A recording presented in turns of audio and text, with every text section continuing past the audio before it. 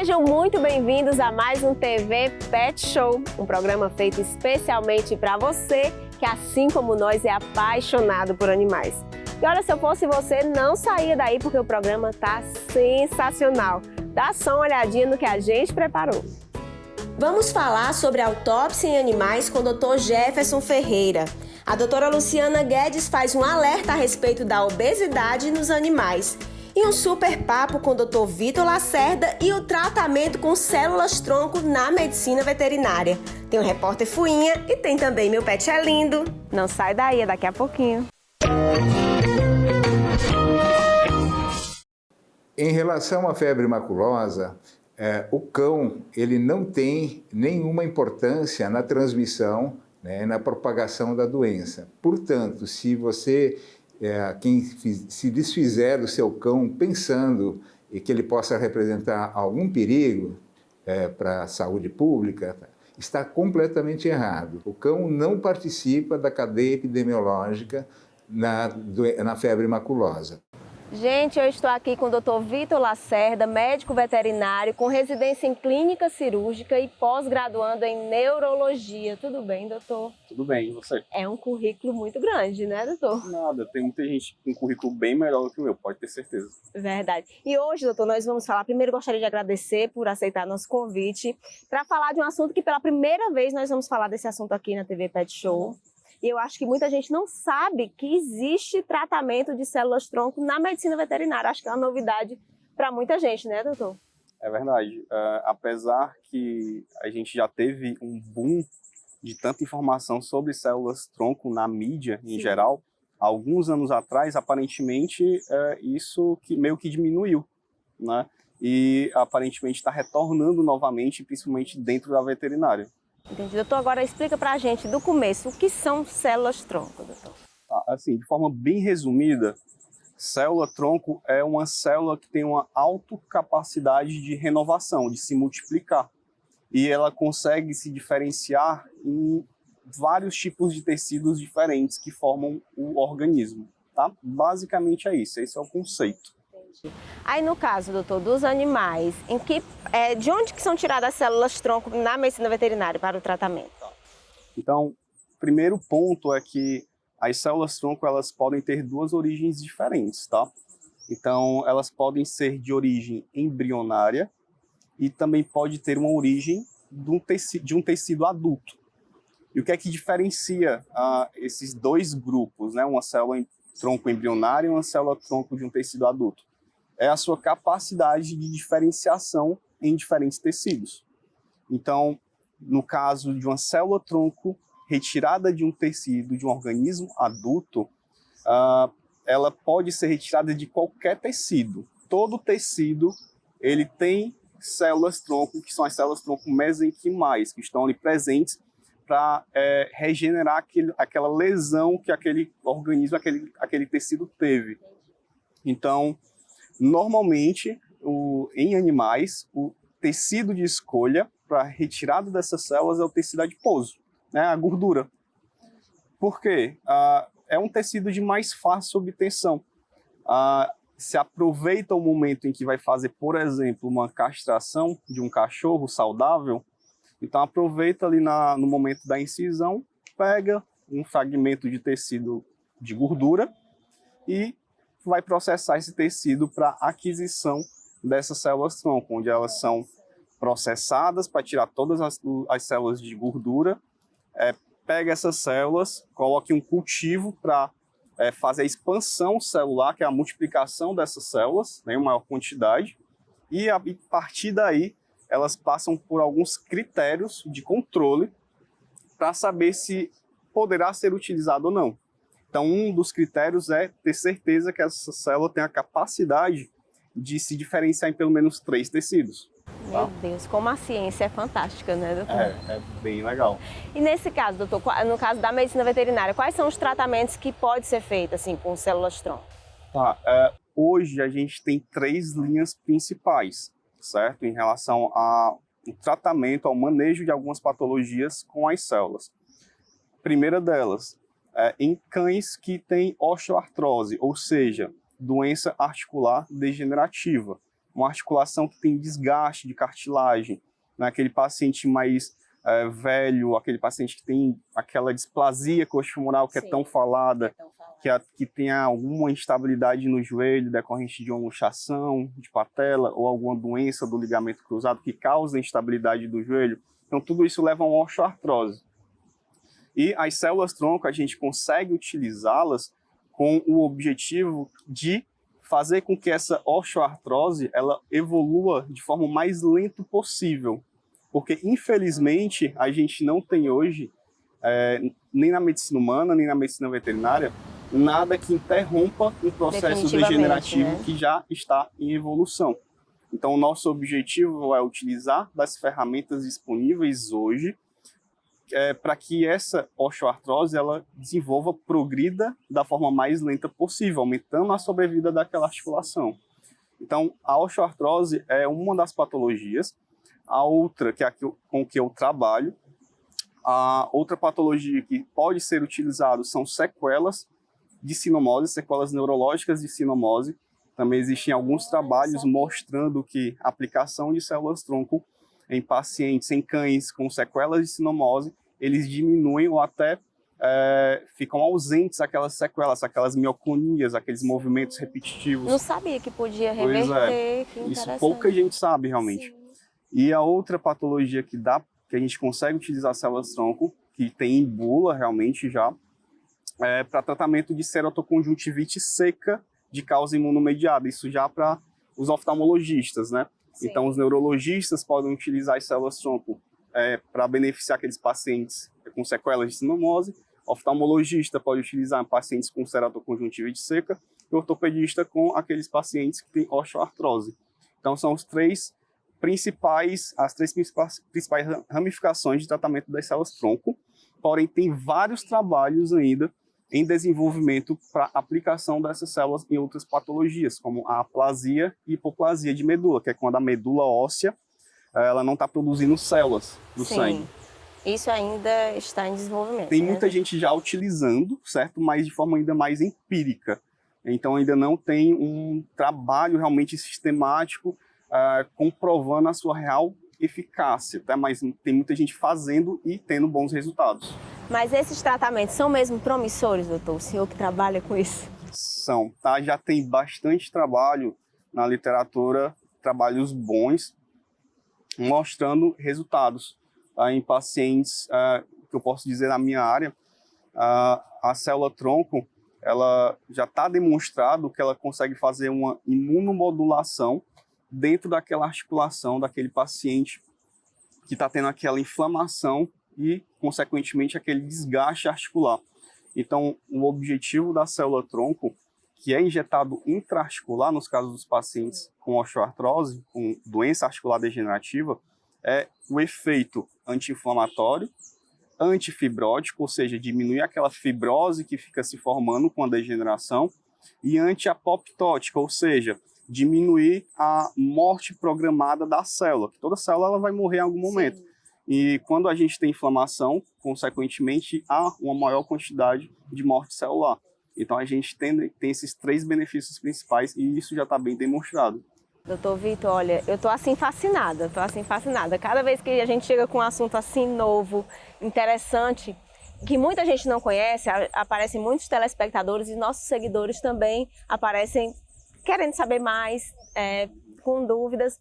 Então, a gente já deixa aqui o seu compromisso firmado de voltar para responder as dúvidas se surgirem, né, doutor? Com certeza. E eu agradeço mais uma vez, muitíssimo obrigada. Fala suas redes sociais para quem quiser acompanhar seu trabalho. Aqui. Tá, vocês podem me seguir no Instagram, @VictorLacerdaVet. Lá eu posto muita coisa em relação à minha rotina, principalmente a parte de cirurgia. E demais coisas que a gente vai fazendo no nosso dia a dia, tá bom? Fiquem lá à vontade, podem entrar em contato. Doutor, mais uma vez, muitíssimo obrigada. Nada. Minha pet dica de hoje é: você que tem um animal que sabe que tem uma maior predisposição para desenvolver doenças articulares degenerativas, é interessante fazer a prevenção.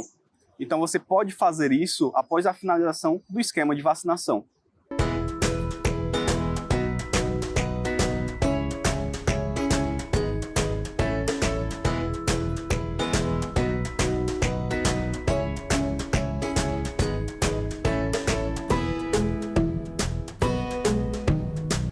Gente, eu estou aqui com a doutora Luciana Guedes, zootecnista e gestora do curso de Medicina Veterinária da Uninta de Fortaleza. Tudo bem, doutora? Tudo bem, e você? Muito obrigada por aceitar nosso convite para falar de um assunto que está sendo tão falado ultimamente, né, doutora? Agora me responde, antigamente a gente não falava tanto, por que agora é um assunto, nas nossas redes sociais estão pedindo demais, nós já fizemos uma matéria e ainda estão com muitas dúvidas sobre a obesidade, doutora. Por que agora deu um boom nesse assunto na medicina veterinária?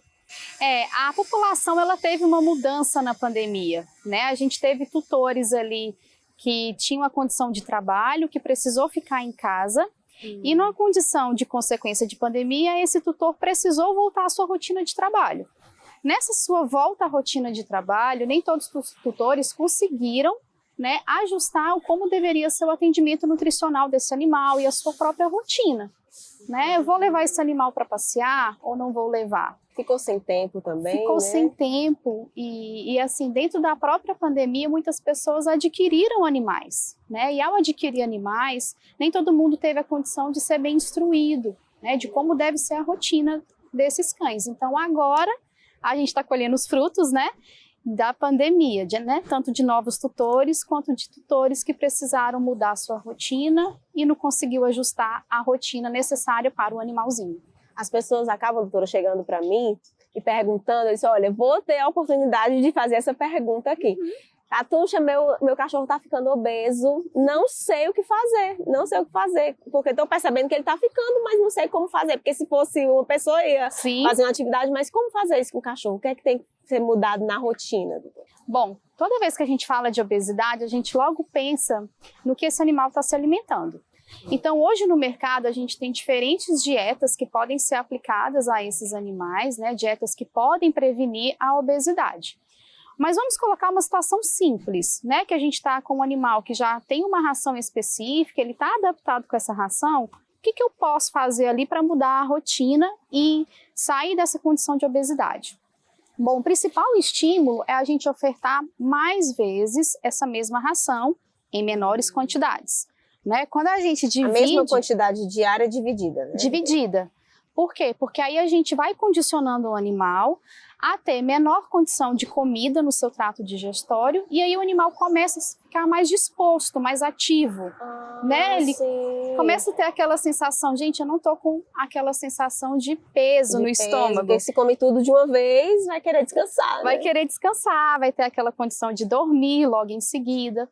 Quando a gente alimenta o animal em porções menores, o animal tem naturalmente uma condição de querer procurar algo para brincar, né? De querer procurar o tutor para brincar ou procurar um outro coleguinha, né? Se o tutor tem mais de um animal, ele vai procurar algo para fazer porque ele se sente mais disposto. Entendi. Então quer dizer que é uma coisa simples, né, doutora? Uma dica coisa simples que você pode seguir em casa já vai ajudar muito. Com certeza, porque a gente está condicionando aquele animal a ter um outro olhar para a comida, né? Ao invés dele consumir em grande volume em uma ou duas vezes, a gente está particionando e está dando mais condições desse animal expressar o seu comportamento natural. Entendi. Doutora, agora uma vez que já foi diagnosticado, meu cãozinho, meu gatinho está obeso. A gente estava conversando antes e você me falou que tem que ser uma parceria, não adianta você levar no médico e esperar que o médico veterinário resolva tudo, né, doutora? Com certeza, com certeza. O médico veterinário ali vai lhe indicar situações, né? Por exemplo, aumentar a rotina de atividade desse animal.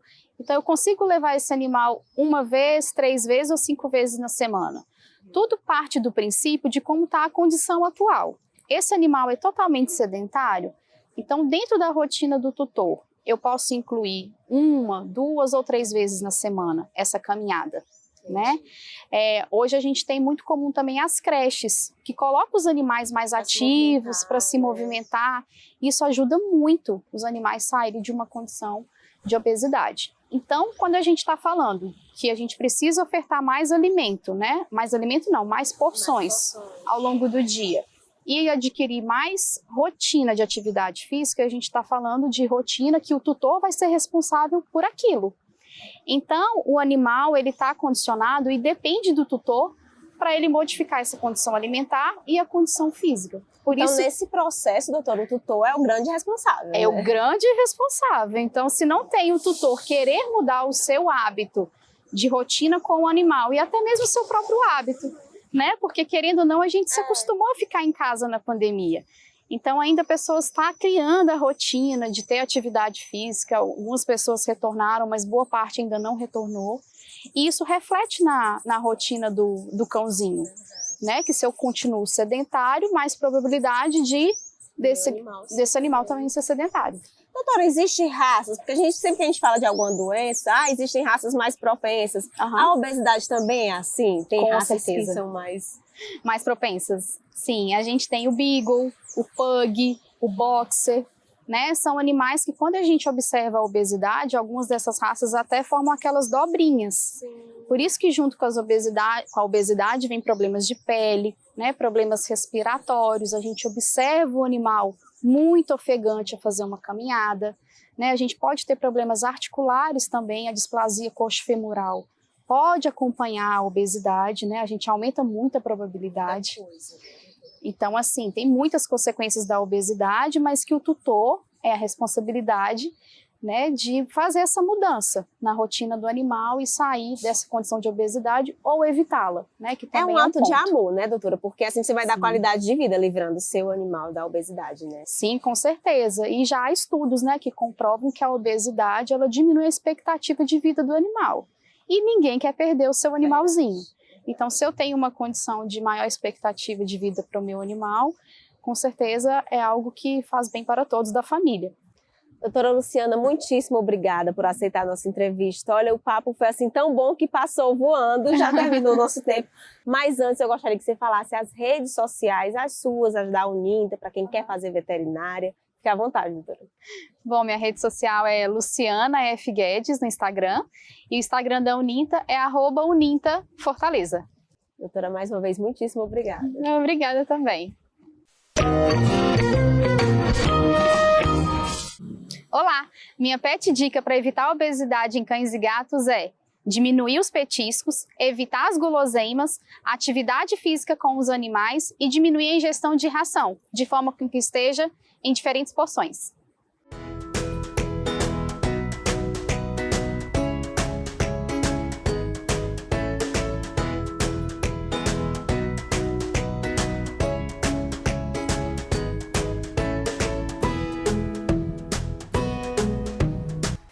Gente, eu estou aqui com o Dr. Jefferson Ferreira, médico veterinário, professor da UES e da Uninta e presta serviço para o laboratório Vetex na área de patologia.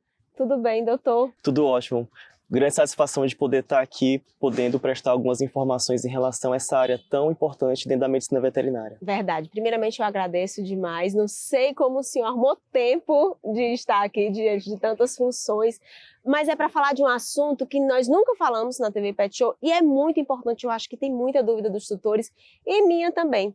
A autópsia. É um assunto que acho que é até um pouco temeroso para os tutores, né, doutor? Perfeitamente. Então, inclusive, é um grande tabu quando a gente fala de autópsia, porque não existe ainda um consenso entre colegas profissionais. Alguns chamam o termo necrópsia. Sim. E devido ao fato de utilizar esse termo, às vezes pode causar um certo tipo de aversão para os tutores, porque eles não estão acostumados com esse tipo de termo, sendo então a autópsia o termo que a gente está tentando implementar atualmente. Inclusive é algo que é discutido, inclusive em artigos científicos em relação a esse termo, porque uma vez a gente utilizando o termo autópsia, eles conseguem se familiarizar com o que já é feito na medicina humana, que é natural, que é feito com bastante frequência. E é justamente isso. Eu realmente, na pesquisa que eu fui fazer, eu não vi um consenso, né? Eu vi autópsia e necrópsia. Então a gente fala autópsia mesmo. É perfeitamente aplicável. Doutor, explica um pouquinho pra gente o que é a autópsia em animais. Perfeito. Então consiste basicamente em um exame cadavérico. Então quando acontece do paciente, o animal morrer, a gente faz uma investigação do cadáver por meio de avaliação macroscópica dos órgãos e também microscópica e possíveis exames complementares. Isso com a finalidade da gente determinar a causa da morte. Entendi. Mas em que casos, doutor, é mais pedido assim a autópsia? É aconselhável pedir? Certo. Então, existem diversas circunstâncias que favorecem o desenvolvimento, a prática desse exame. Então, quando se tem morte por causas desconhecidas, pode ser um animal que morre subitamente ou por conta de alguma doença em que não foi possível diagnosticar do animal em vida e a gente poder então confirmar na necrópsia. Existem doenças que só mediante a necrópsia a gente consegue ter essa confirmação. Então, em situações em causas desconhecidas seria a principal possibilidade para isso. Eu, como tutora, eu posso pedir a autópsia do meu animal. Exato. Então, isso é previsto no Conselho Federal de Medicina Veterinária, na Resolução 1374, em que o tutor, o dono do animal, ele pode fazer a solicitação. Então, existe essa particularidade em relação a outros exames que são privativos do médico veterinário. De uma forma geral, apenas o médico veterinário pode solicitar os exames, mas esse em específico o tutor pode solicitar. Eu vou fazer uma pergunta um pouco polêmica, talvez, mas assim, no caso, se o meu animal morre dentro de um hospital ou uma clínica veterinária, eu posso fazer esse pedido diante de alguma desconfiança, não sei, quem se responsabiliza por essa autópsia? Sou eu ou o estabelecimento? Perfeitamente. Então, é natural acontecer situações em que um animal morre e o tutor ele quer ter alguns esclarecimentos, se isso foi por conta da falha de prestação de serviço ou se realmente foi por curso natural da doença. Então, ele pode fazer sim a solicitação e só mediante o exame necroscópico, né, que vai ser confirmado isso. A gente está vendo que está cada vez mais comum a judicialização da medicina veterinária, ou seja, o tutor ele tem um perfil diferente comparado a anos atrás. Hoje está cada vez mais fácil o acesso à informação. Então, muitas vezes o tutor ele já está munido de muitas informações a respeito do que é o certo ou o que é errado na maioria das vezes. Então, devido a esse fato dele ter um pouco mais de consciência em relação a isso, ele pede esse exame, ele pode solicitar. Entendi. Aí só o médico veterinário pode fazer esse exame? Perfeito. Então, a autópsia, por alguns conhecidos também como necrópsia, é um exame privativo do médico veterinário. Em tese, qualquer médico veterinário pode fazer o exame, entretanto, o recomendado é que seja feito por um profissional especializado, ou seja, que ele tenha a sua formação direcionada para patologia. Doutor, existe um tempo limite para eu pedir ou tem que ser logo após a morte? Como é que funciona essa questão? Doutor? Perfeito. Então não existe uma cronologia específica. O ideal é que ela possa ser feita de forma mais imediata possível. A gente sabe que na prática nem sempre isso é possível porque o tutor muitas vezes, devido ao fato dele estar muito fragilizado emocionalmente, é difícil ele tomar essa decisão. Então, até esse momento, para que ele tome essa decisão, é importante que seja esse animal resfriado, para que, se ele de fato decidir em solicitar a autópsia, né, que a gente possa ter uma maior precisão. Né? Quanto mais é o tempo de morte, menor vai ser essa precisão no nosso diagnóstico. Então, o ideal seria de imediato. Eu não posso afirmar uma cronologia específica, porque vai ter situação em que, às vezes, alguns órgãos que são mais delicados, eles acabam se decompondo mais rapidamente, e isso pode prejudicar. Mas o ideal é que seja feito da forma mais imediata possível. Então, eu gostaria que você falasse, antes de iniciar a entrevista, você falou uma coisa que eu não tinha parado para pensar nisso. Às vezes o animal morre e a pessoa fala, eu não quero saber, morreu em casa, não quero saber porque já morreu, não vai trazê-lo de volta. Mas isso pode prevenir que outros animais na casa venham a óbito também, porque funciona como uma prevenção a autópsia, né? Isso mesmo. Então a gente nota que atualmente ainda é baixa a adesão por parte dos tutores, dos responsáveis de animais, para a realização da autópsia. Isso é um grande tabu, porque muitos só enxergam esse lado. Já se esgotaram os meus recursos em relação ao meu animalzinho, assim como também ele já sofreu demais, então eu quero encerrar por aqui. Entretanto, poucos têm ainda consciência a respeito dos benefícios que esse tipo de exame proporciona, que é justamente, uma vez você confirmando o diagnóstico, se for uma doença infecto-contagiosa, você pode estabelecer medidas preventivas em relação a isso. Assim como, por exemplo, em caso de morte acidental, se por acaso existe alguma circunstância de risco naquele ambiente que o animal foi criado, algum tipo de medicamento, alguma substância que potencialmente pode ser tóxica, se a gente confirma, a gente pode implementar medidas de prevenção para os outros animais. Doutor, olha, muitíssimo obrigada. Assim, acho que foi uma aula para mim, para quem está em casa. É um assunto que pouco é divulgado. Então, muito obrigada por aceitar nosso convite. Se quiser deixar suas redes sociais para quem quiser acompanhar seu trabalho. Perfeitamente. Então, quem quiser seguir a página no Instagram, Arquivos de Patologia, é uma página que mostra rotinas em relação ao diagnóstico dessa parte, que presta bastante informação. Ela é voltada principalmente para acadêmicos, mas quem for tutor também pode ficar à vontade para buscar. Obrigada, doutor. A minha pet dica é considerar a possibilidade da autópsia em situações onde se tem uma causa indeterminada da morte desse animal. Isso é algo bastante importante para que se possa ser feito medidas de prevenção para os animais que ainda estão vivos.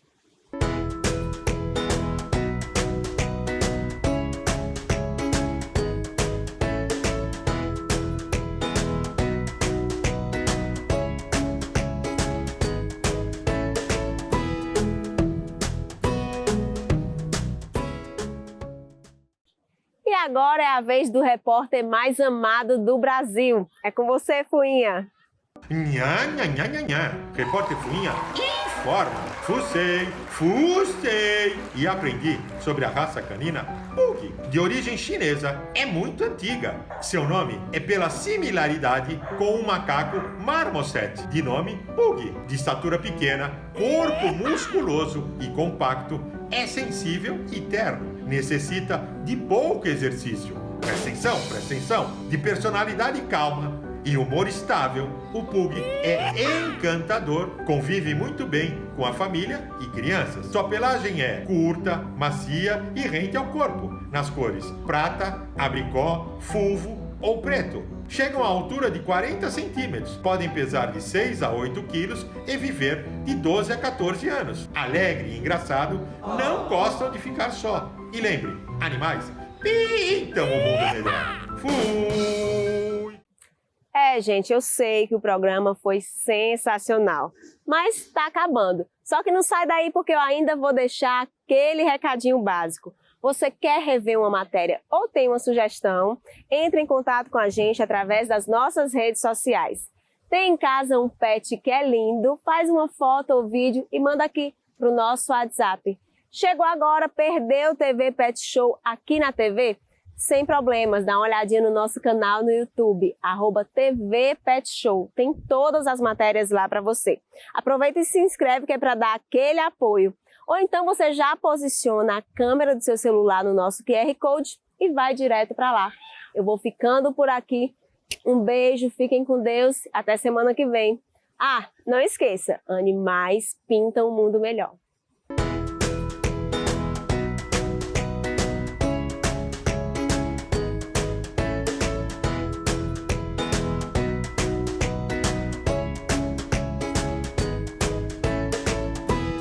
Não.